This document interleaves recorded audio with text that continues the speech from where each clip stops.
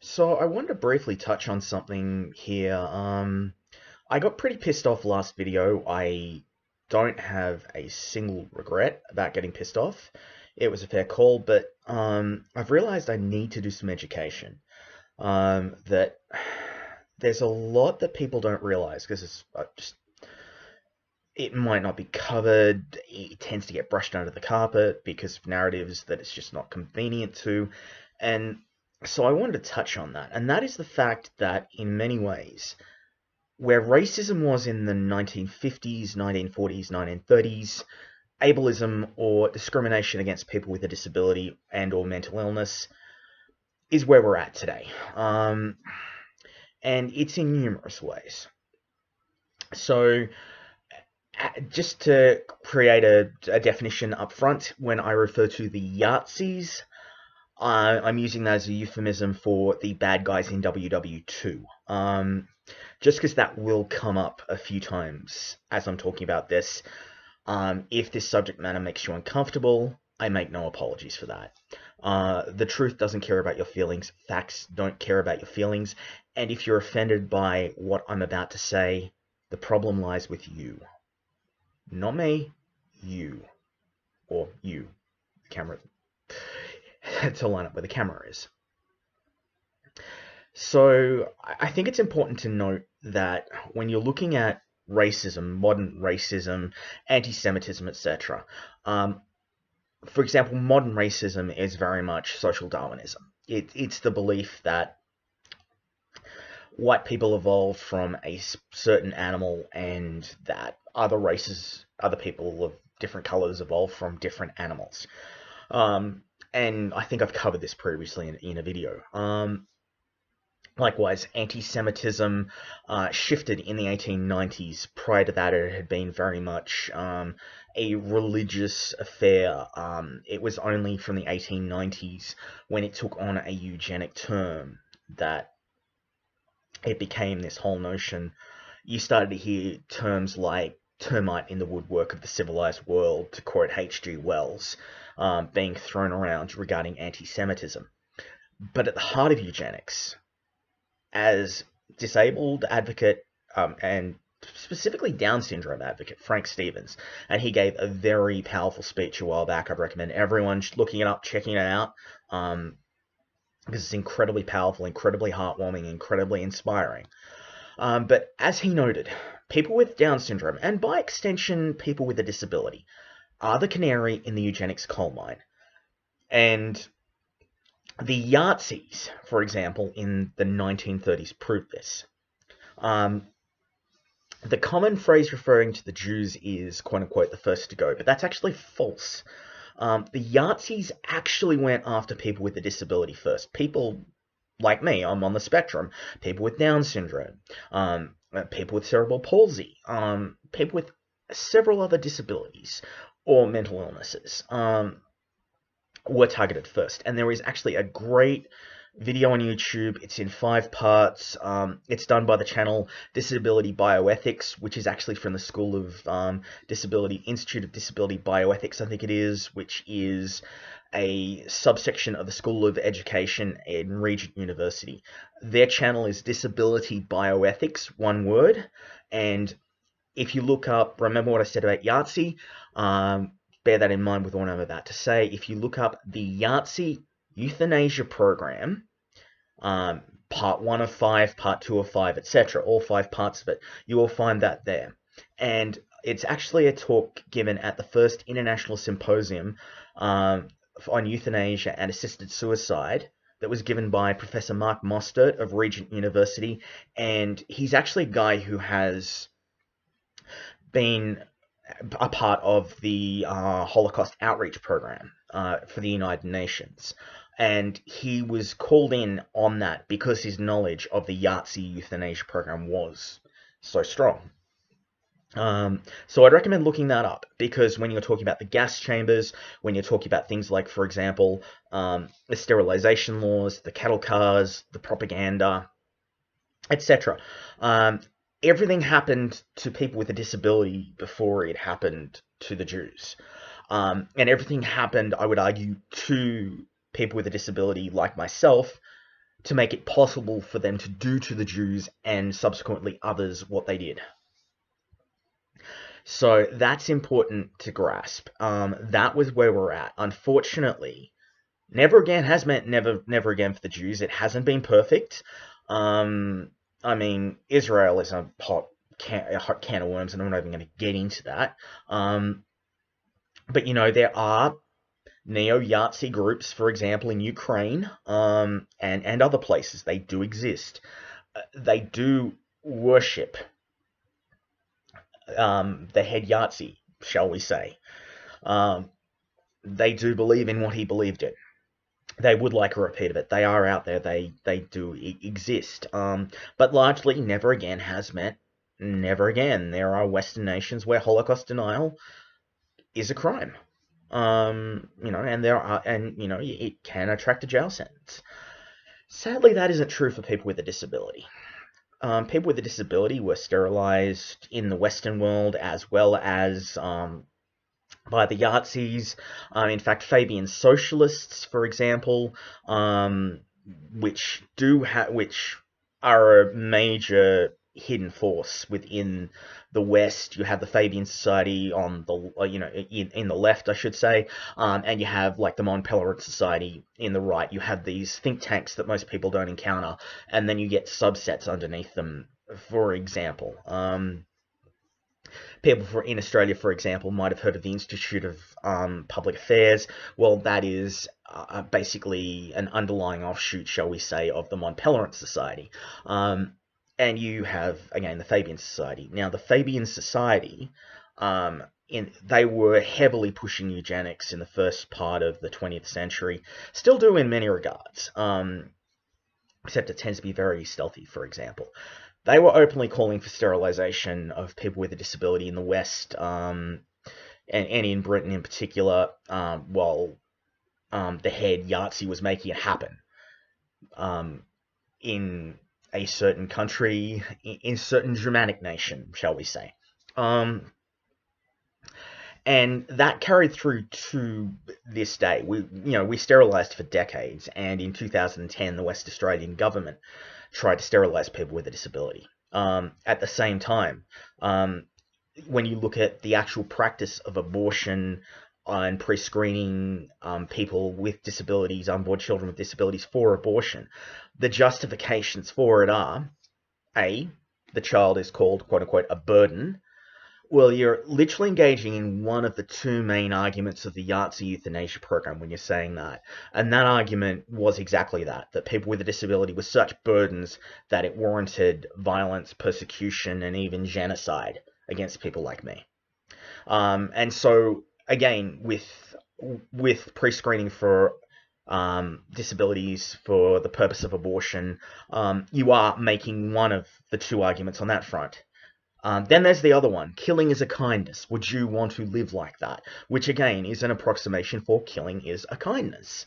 And so, there again, and by the way, that was the second main ideological driver of the Yahtzee euthanasia program. So when you look at abortion where it concerns people with a disability, specifically because of a disability, it is literally happening based on the arguments of a Yahtzee.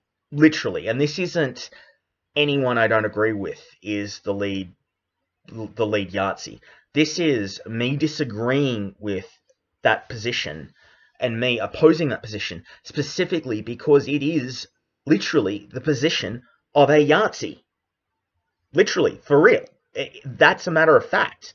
It's an unassailable fact. And then you've got other attitudes, but again, it's all this thing. It's all viewing people with a disability as defective, as monstrous, as freaks. All these things. And for example, here in Australia, those of us with a disability are overwhelmingly likely to experience abuse as children because of our disability. Likewise, you look at the statistics on sexual and domestic violence, for example, in this country, and I'm sure it's the same elsewhere.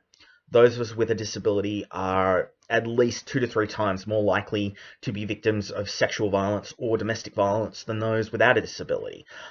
Disability discrimination in this country is actually so great that when the former Disability Discrimination Commissioner, Graham Innes, had their position removed, that's right. We have an Australian Human Rights Commission here for international viewers, just as an aside, that handles all discrimination matters. It's a government body.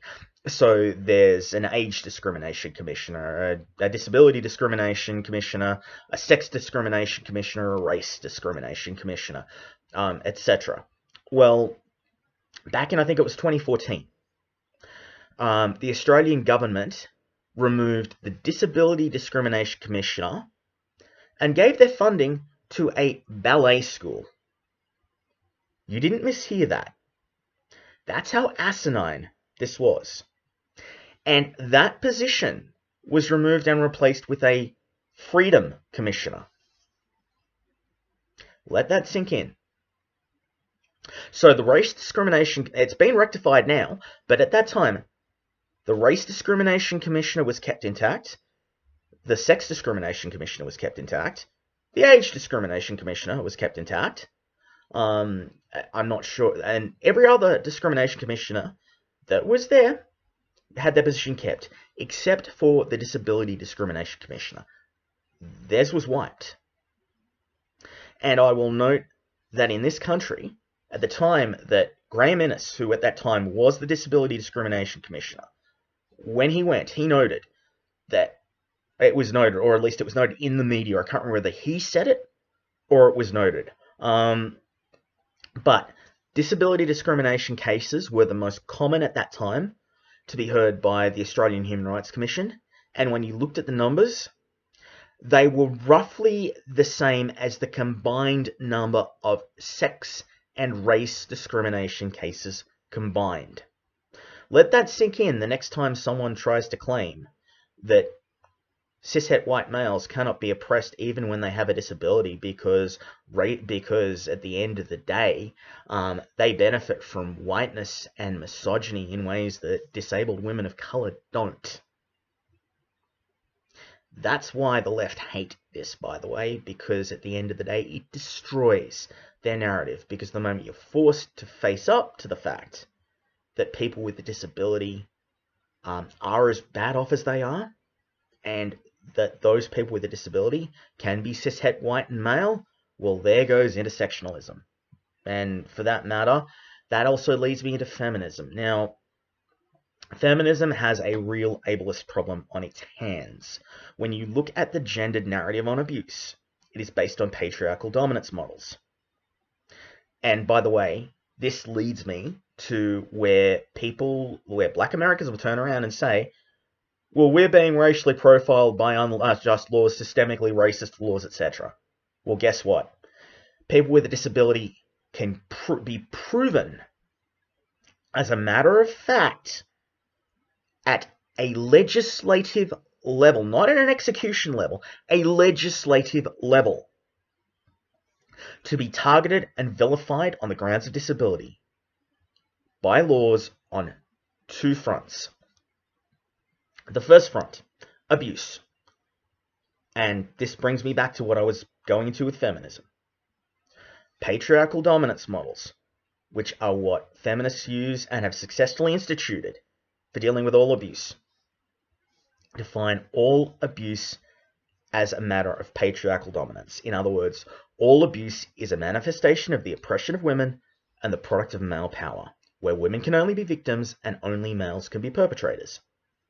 Now, when you look at abuse against disabled men and boys who have no real agency, and by the way, horror story cases, which can and do happen, of 10-year-old white autistic boys being locked in cages by their teachers, in cages that have been specifically built for those kids, can and do happen.